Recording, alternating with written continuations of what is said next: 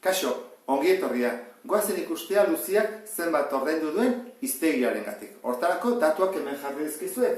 Sarrera 5 euro, liburuak 94 euro, hiztegia ez dakigunez isa, deskontua 1,5 eta gero ordaindu duena eta itzuli diotena.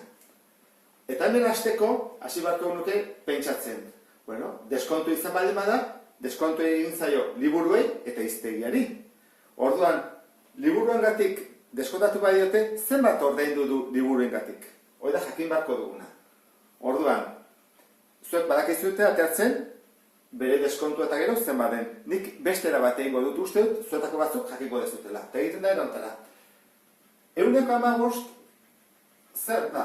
Nik ordaindu behar baino dut 100 eta deskontatzen badiote 1,5, nik zenbat ordaindu behar dut? 1,85. Ordenari argi ez da? Nik 1,85 baldin bada, zatiki moduan jarrezaket. 1,85. 100 euroko 85 ordaindu behar dut. Eta zatiketa egiten badut, atatzen zait horrela. Horrenik hemenik aurrea, ez dut erabiliko deskonto 1,5 dela, bezik ordainduko dutela 0,85. Horra jarriko dut, ordainduko dut,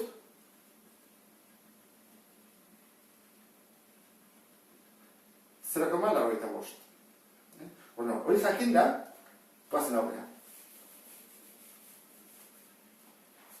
Zenbat ordainduko dut liburuengatik? Hau, bider 0,85. Orduan, kalkuladora erabili daitekenez, jarriko dut. 84 bider 0,85. Berdin, atatzen zaiz zatiki moduan, SD ematen diot, eta nik ordaindu dut 70.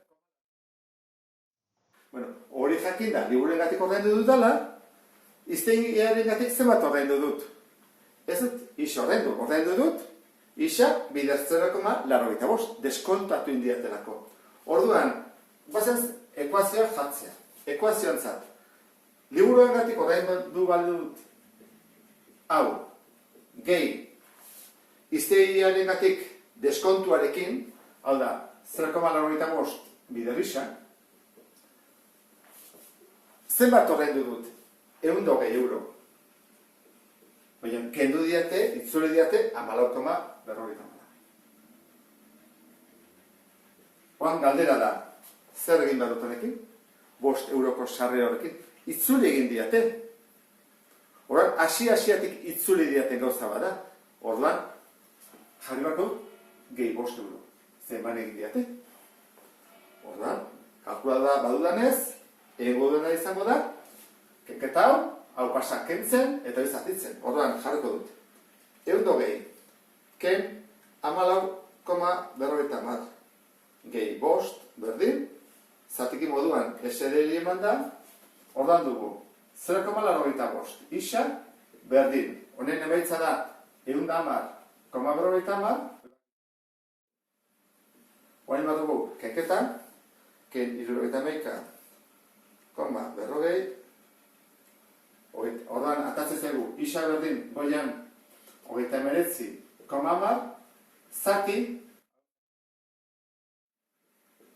orduan, zatitzen dut 0,85ekin, eta gelditzen zait, isa dela 46. Horrek zesan nahi du?